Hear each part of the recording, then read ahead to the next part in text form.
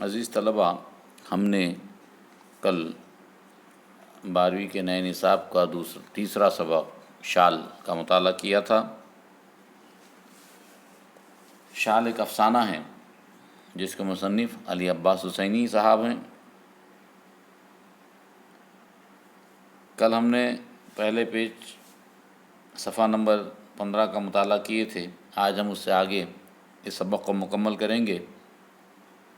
یہ سبق دراصل ایک افسانہ ہے۔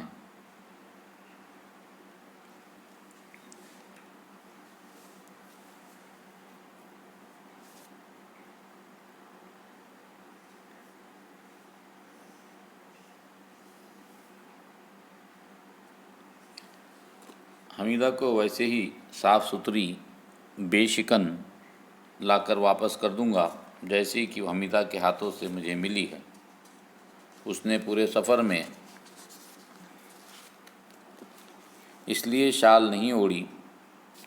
اس نے ٹرین میں سردی بھی کھائی مگر شال نہ نکالی۔ اس وقت البتہ اس نے شال سوٹ کیس سے نکال کر ہاتھ میں لے لی۔ اس کا ارادہ تھا وہ گھر پہنچتے ہی اسے حمیدہ کے سر پر ڈال کر کہے گا، لو دیکھو، میں جیسی نہیں لے گیا تھا ویسی ہی واپس لے آیا۔ تمہاری شال میں نے ذرا بھی میل نہ لگنے دیا۔ اس لیے جب وہ گرم سوٹ پر موٹا اوور کوٹ پہننے، گلے کو اونی مفلر سے اور ہاتھوں کو چمڑے کے دستانوں سے چھپائے رکشے میں بیٹھا تو اس نے حمیدہ کی شال گھٹنوں پر رکھ لی۔ خیال تھا گھٹنے بھی گرم رہیں گے اور شال میں شکنیں بھی نہ پڑیں گی۔ شکن کے معنی جھول۔ رکشے والا جوان تھا، بھرے بھرے شانے، چوڑا سینہ، مضبوط کمر، موٹی موٹی پنڈلیاں، بڑے بڑے پاؤں۔ اس نے سر اور گردن میں ایک سوتی مفلر پکڑ کی طرح لپیٹ رکھا تھا۔ وہ آدھی آستین کی خاکی قمیص پر ایک پرانا سنڈیکیٹ سویٹر پہنے تھا اور ٹانگوں میں خاکی نیکر۔ پنڈلیاں بھی ننگی اور پاؤں بھی ننگے۔ وہ اپنی ٹھنڈک دور کرنے کے لیے رکشہ تیز تیز چلا رہا تھا۔ رکشے کی اس تیز رفتاری نے ہوا کی دھارا پر اور بھی باڑ رکھ دی۔ ٹھنڈک عبید کے گرم موزے میں لپٹی اور اونی پتلون میں ڈھکی پنڈلیوں میں تیر کی طرح گھسنے لگی۔ عبید نے حمیدہ کی شال کی ایک تہہ کھول کر اسے ٹخنوں پر لٹکا دیا۔ عبید نے رکشے والے پر بھرپور نظر ڈالی۔ اس کے چہرے پر پسینے کے ننھے ننھے قطرے جھلک رہے تھے۔ عبید نے سوچا کتنا فرق ہے محنت کرنے اور بیکار رہنے میں۔ جہاں ہاتھ پر ہاتھ دھرے بیٹھے رہے وہاں اپنے ہی جسم کی گرمی ایک بجھا ہوا دیا بن جائے گی۔ اسے محنت مزدوری کی دیا سلائی دکھاؤ تو اندر کی آگ بھڑک کر باہر آ جائے گی۔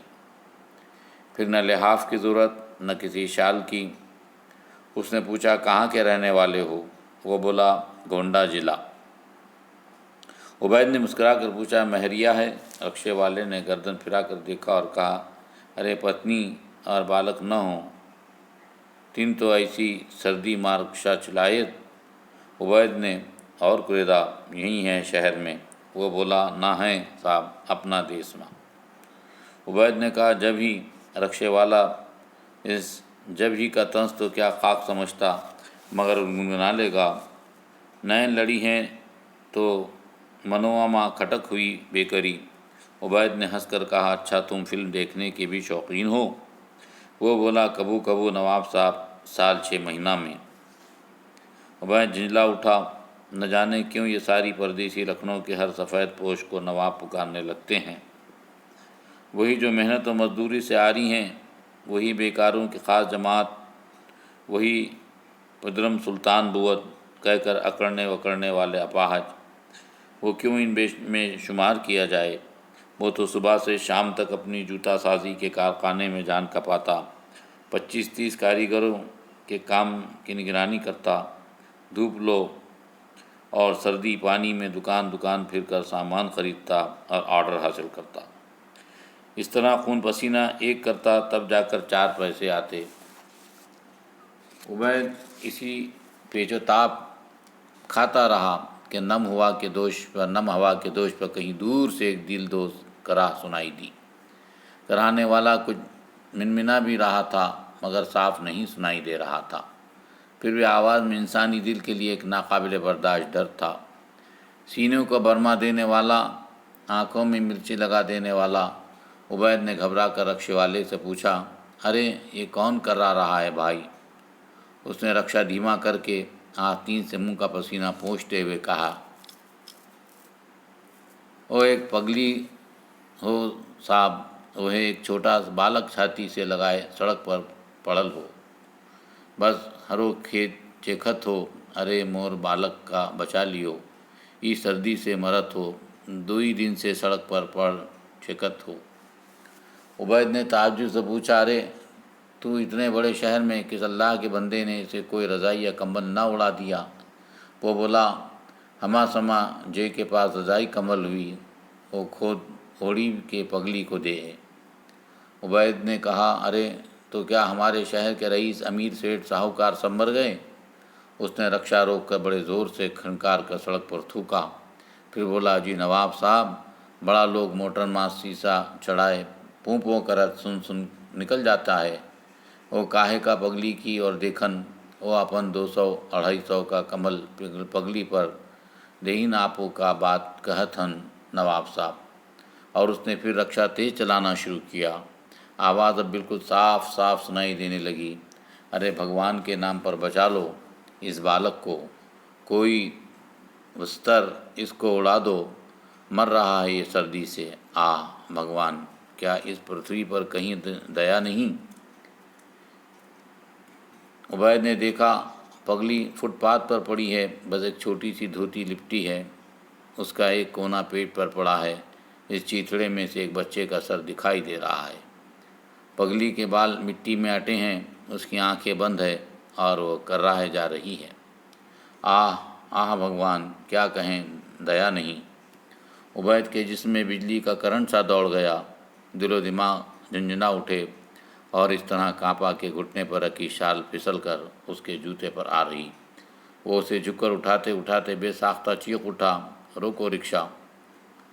رکشے والے نے پورا بریک لگایا، رکشہ جھٹکے سے رک گیا۔ اس نے عبید کو سوالیہ انداز سے دیکھا۔ عبید نے شال اس کی طرف بڑھا کر کہا، لو یہ شال، اسے اڑا دو۔ رکشے والے کا منہ تعجب سے کھل گیا، وہ پگلی کا؟ اس نے پوچھا۔ عبید نے کہا، ہاں اسی کو۔ رکشہ والے نے اپنی سیٹ سے اترتے ہوئے پھر احتجاج کیا، ارے یہ چتریا بہت بڑھیا ہے نواب صاحب۔ عبید نے ڈانٹ کر کہا، بکو مت، جا کے اسے اڑا دو۔ مگر وہ خود نہ تو اپنی جگہ سے ہلا اور نہ اس نے پگلی کے پاس جانے کی ہمت کی، بڑی گندی تھی وہ، اسے تو پگلی کو دیکھنے ہی سے گھن آتی تھی۔ اس نے ادھر ادھر سڑک پر گھبرائی نظریں ڈالی، کوئی دیکھتا تو نہیں اس کی اس بے وقوفی کو۔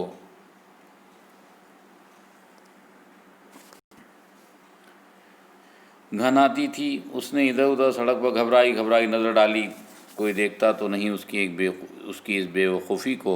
کس قدر ہنسے گا اپنے دل میں اس حرکت پر، پگلی اور ایسی خوبصورت اور قیمتی شال۔ رکشے والے نے پگلی کے پاس پہنچ کر شال کا ایک سرا پکڑ کر اسے پھیلانے کے لیے زور سے جھٹکا، اور اس کے میلے گھناؤنے جسم پر حمیدہ کی پسندیدہ شال کے پھول بکھیر کر کہا، لے رے پگلی، تو ہار قسمت جاگا، اب خوب گرما کے لیٹ۔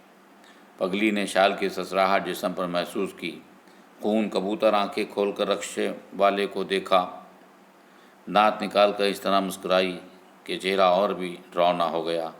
رکشے والا جلدی سے پیچھے ہٹا اور رکشے پر بیٹھتے ہی اسے تیز چلانے لگا، اور عبید اس سوچ میں پڑ گیا کہ شال دینے کو تو دے دی پگلی کو، مگر میں کہوں گا کیا حمیدہ سے؟ یہی کہ میں نے اس کی ایک شال پگلی کو دے دی، کیا حمیدہ اسے اپنے توہین نہ سمجھے گی؟ اور اگر کہیں اس سلسلے میں اس کے چشم گو میں آنسو آ گئے یا کہیں اتر گیا اس کا ہنس مکھ چہرہ، تو عبید نے طے کیا، مجھے بات بنانی ہی پڑے گی، مجھے جھوٹ بولنا ہی پڑے گا، مگر ایسا جھوٹ کہ بجائے آنکھوں سے آنسو کے اس کے منہ سے کلمہ شکر نکلے۔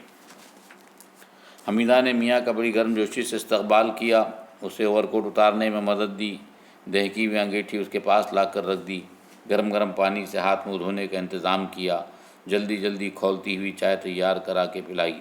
جب وہ سوٹ اتارنے اور کپڑے بدلنے دوسرے کمرے میں چلا گیا تو حمیدہ نے اٹیچی کیس کھولا کہ اس کے کپڑوں میں رکھ دیں، ساری چیزیں موجود تھیں، اسے صرف اپنی شال نہ دکھائی دی۔ اس نے ہولڈال بھی کھول ڈالا، وہاں بھی شال غائب تھی۔ اس نے گھبرا کر عبید سے بلند آواز میں پوچھا، میری شال کیا ہوئی؟ عبید نے جھوٹی کہانی گھڑ لی۔ وہ بیوی کے قریب آ کر بیٹھ گیا اور بولا، وہ تو ریل میں چوری ہو گئی۔ حمیدہ کا چہرہ تمتما اٹھا۔ وہ بولی، ارے یہ کیسے؟ عبید نے کہا، رات ریل میں 2 کمبلوں سے سردی نہ گئی تو میں نے اوپر سے تمہاری شال بھی ڈال لی۔ معلوم ہوتا ہے وہ کروٹ لینے میں پھسل کر برث کے نیچے گر پڑی۔ میں سو رہا تھا کہ 2 مسافر اتر گئے، انہی میں سے کوئی اسے بغل میں دبا کر لے گیا۔ حمیدہ روحان سی آواز میں کوسنے لگی، موئے کا ہاتھ سڑ جائے، میری شال اوڑھنا اسے کبھی نصیب نہ ہو، اس کی قبر میں کیڑے پڑیں۔ کہتے ہوئے اس کی آنکھوں میں آنسو آ گئے۔ ماما عیدین عبید کے ناشتے کے لیے ہدایت لینے آئی ہوئی پاس ہی کھڑی تھی۔ وہ بولی، اے ہے بی بی، اتنی سی بات پر روتی ہیں؟ خدا کا شکر کیجئے کہ اللہ آمین میاں سلامت پلٹ آئے۔ صدقہ اتاریے، شکر کا سجدہ کیجئے۔ حمیدہ کا موڈ بالکل بدل گیا۔ اس نے جھٹ آنکھیں پونچھ ڈالی اور 1.25 روپیہ عیدن کی طرف بڑھا کر بولی، سچ کہتی ہے بوا، میں بڑی ناشکری ہوں۔ یہ 1.25 روپیہ لے لو اور اسے ایک سینی میں 1.25 سیر ماش اور 1.25 پاؤ کڑوے تیل کے ساتھ رکھ کر ان کے ہاتھ سے چھوا کر کسی فقیر کو دے دو، اور میں جاتی ہوں دوگانہ پڑھنے۔ اور وہ فوراً ہی وضو کرنے لگی۔ عبید نے شرم سے گردن جھکا لی اور پانی پانی ہو گیا۔ جھوٹ بھی کس قدر کثیر اولاد ہے، ایک بولو جھٹ اس کے پیٹ سے 10 پیدا ہو جائیں گے، پھر بھی اس کا جھوٹ کتنا شیریں ہے، کتنا میٹھا نکلا۔ حمیدہ کی آنکھیں بھیگی تو شکر خدا میں۔ دوسرے دن جب ٹھنڈی ہوا ذرا گرمائی تو 5 بجے عبید کارخانے سے پلٹتے وقت اس سڑک پر مڑ گیا جدھر پگلی ملی تھی۔ اس نے دیکھا میونسپلٹی کے ملازم پگلی کی اکڑی ہوئی لاش ایک ٹھیلے پر لاد رہے ہیں۔ اس کے جسم پر وہی میلی پھٹی ہوئی دھوتی ہے، اس کا مرا ہوا بچہ اس طرح چھاتی سے چپکا ہوا ہے، اور حمیدہ کی شال کا دور دور تک پتہ نہیں۔ دفعتین عبید کا منہ اتنا کڑوا ہو گیا کہ اس نے ایک جاہل بے پرواہ شہری کی طرح سڑک پر تھوک دیا۔ تو عزیز طلبہ، یہ افسانہ یہاں ختم ہوا، اور اس کا مرکزی کردار اس افسانے کا